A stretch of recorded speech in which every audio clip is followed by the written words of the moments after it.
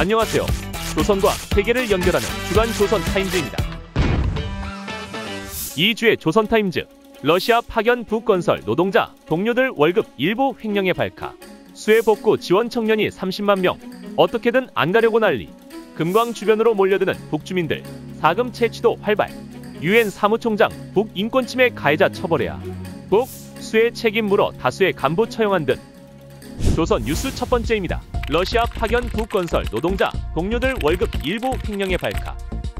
러시아에 파견된 북한 노동자가 동료들의 월급을 횡령했다가 발각돼 혁명화 처벌을 받은 것으로 뒤늦게 알려졌습니다. 데일리 NK 러시아의 대북 소식통에 따르면 지난 7월 연해주 블라디보스토크의 한 북한 무역회사에 소속된 작업반장 A씨가 동료들의 월급을 수개월간 횡령한 사실이 밝혀져 해당 회사가 발칵 뒤집혔습니다. 이 회사는 3인 건설 노동자를 관리하는 회사로 블라디보스토크 소재 북한 회사 중 규모가 큰 편에 속하는 곳이었습니다. A씨는 작업반 노동자들의 월급에서 매달 10에서 20%를 빼돌려 1만 5천 달러에 달하는 돈을 횡령한 것으로 알려졌는데 그 액수가 너무 커서 해당 회사에 속한 북한 노동자들뿐만 아니라 이 소식을 접한 러시아 내 다른 회사 소속 북한 노동자들에게도 큰 충격을 안겼다고 합니다. 보통 3인 건설 노동자들은 30에서 40명이 한 작업반으로 묶여 같은 건설장에 파견됩니다. 여기서 노련한 작업반장들은 직접 일감을 따오기도 하고 업무 지시나 감독은 물론 노동자들의 월급을 일괄적으로 지급하는 역할도 하는데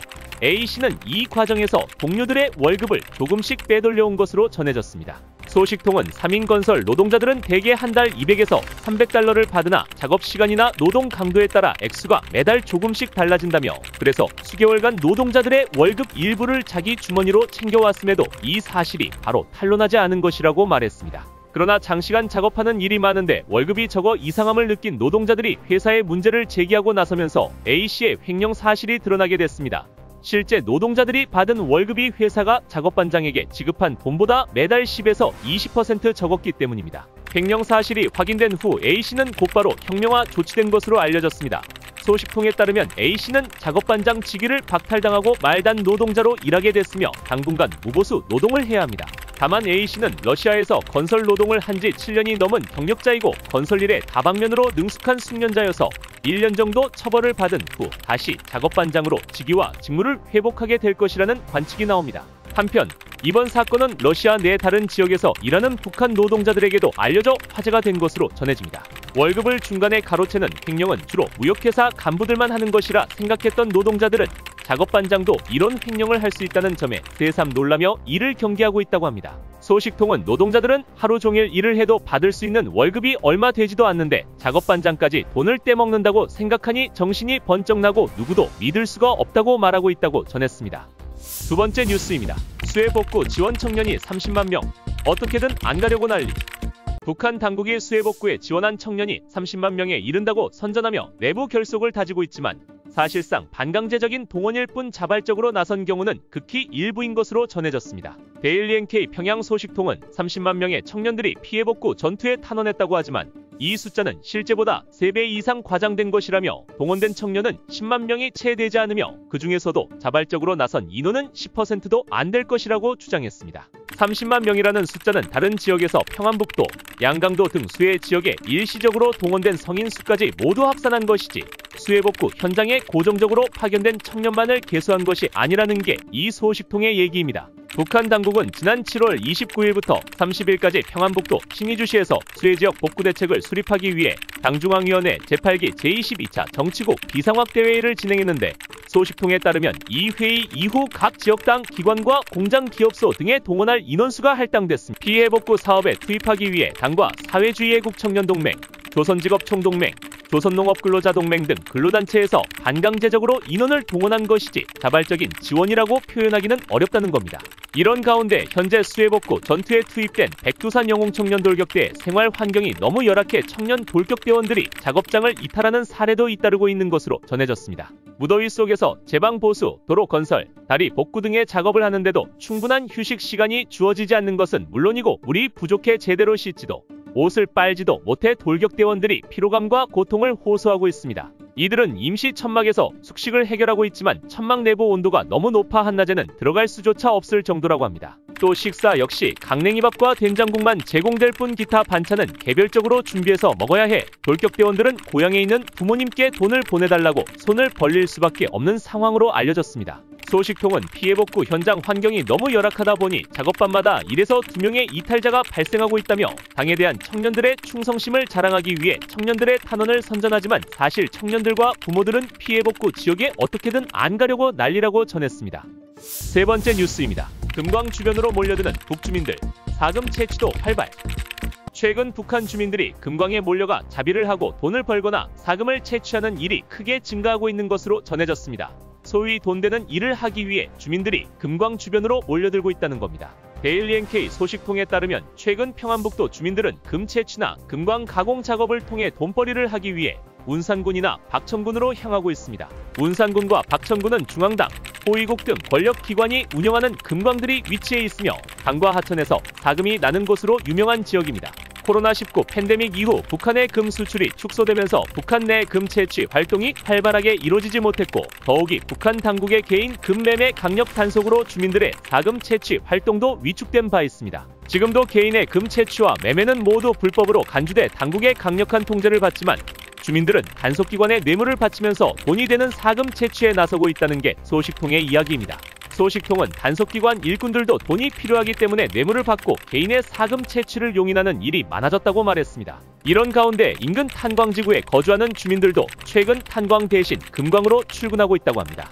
탄광은 고난의 행군 시절에도 배급이 끊기지 않았지만 최근에는 배급이 밀리거나 가족의 몫은 제외하고 본인 배급만 나오는 일이 많아져 탄광지구 주민들의 생계에 적신호가 켜진 상태입니다. 상황이 이렇자 탄광지구 주민들도 8.3 형태로 금광에 몰려가 일을 하고 있습니다.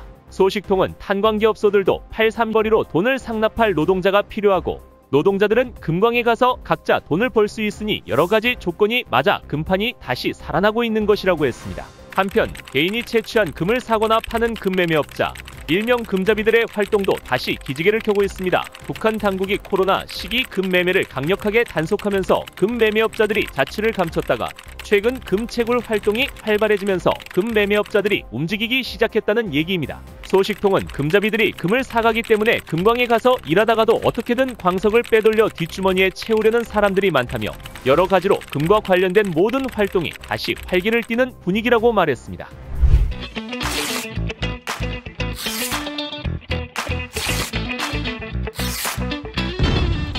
세계 뉴스 첫 번째입니다. UN 사무총장 북인권침해 가해자 처벌해야.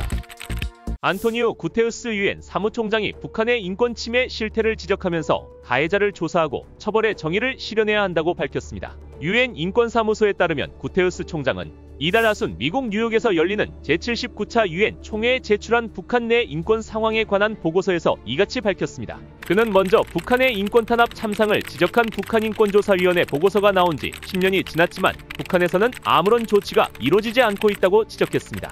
그러면서 북한 정부가 손을 놓고 있으니 다른 곳에서 책임을 추궁해야 한다며 국제형사재판소에 회부하거나 보편 관할권이 있는 나라에서 가해자를 조사하는 방안을 거론했습니다. 보고서에는 최근 북한에서 적절한 식량에 대한 권리, 표현의 자유, 이동의 자유가 침해당한 사례와 과도한 사형 처분, 강제노동에 가까운 해외 노동자 실태를 보여주는 증언들이 담겼습니다. 구체적으로는 북한이 식량의 생산, 유통, 소비를 모두 중앙에서 통제하면서 개인 간 거래가 이루어지는 소규모 시장의 역할을 제한하는 바람에 적절한 식량에 대한 권리가 침해당했다고 언급했습니다. 또 최근 도입한 평양문화보호법, 청년교양보장법, 반동사상배격법이 표현의 자유를 심각하게 침해하고 있으며 코로나19 대유행 이후 이동의 자유도 더 큰 제약을 받고 있다고 지적했습니다. 이 밖에도 사형이 국제인권법에 명시된 심각한 범죄 기준에 미치지 못하는 광범위한 범죄에 남발되고 있으며 외국 파견 노동자는 인권을 보장받지 못한 채 노동력을 제공하고 있다는 증언도 실렸습니다. 이 보고서는 지난해 7월부터 올해 5월까지 북한 인권 상황을 조사한 결과로 유엔은 보고서 초안을 제네바 주재 북한 대표부에 보내 논평을 요청했으나 답을 받지 못했다고 밝혔습니다. 두 번째 뉴스입니다. 북, 수해 책임 물어 다수의 간부 처형한 등. 국가정보원이 북한에서 지난 7월 말 북부 국경지역 일대에서 발생한 수해의 책임을 물어 다수의 간부를 처형한 동향이 있어 예의주시하고 있다고 밝혔습니다. 처형된 간부 중에는 피해가 심한 자강도의 노동당 책임비서인 강봉훈이 포함됐을 가능성이 큰 것으로 알려졌습니다. 김정은 북한 국무위원장은 7월 31일 열린 당 정치국 비상확대회의에서 당과 국가가 부여한 책임적인 직무수행을 심히 태공함으로써 용납할 수 없는 인명피해까지 발생시킨 대상들에 대하여서는 엄격히 처벌할 것이라고 예고한 바 있습니다. 당시 한국의 경찰청장에 해당하는 사회안전상과 평안북도 자강도의 당 책임비서가 경질됐습니다. 이에 따라 책임 간부들의 가혹한 처벌이 예상됐으나 처형까지 이뤄졌을 가능성이 있다고 국정원은 보고 있는 것입니다. 간부를 무더기로 처형한 게 사실이라면 북한의 수해로 인해 상당한 인명피해가 발생했을 가능성이 큰 것으로 보여집니다. 특히 김 위원장이 침수 지역을 둘러본 평안북도보다 자강도의 피해가 더 큰 것으로 알려졌습니다. 수해로 인한 민심 이반 등을 우려한 김정은 위원장이 인명피해에 대한 책임을 간부들에게 돌리기 위해 극단적 조치를 취했을 것이라는 해석도 제기되고 있습니다. 지금까지 한 주간의 세계와 조선의 소식을 전해드리는 주간 조선 타임즈였습니다. 다음 주에도 알찬 소식으로 찾아뵙겠습니다. 감사합니다.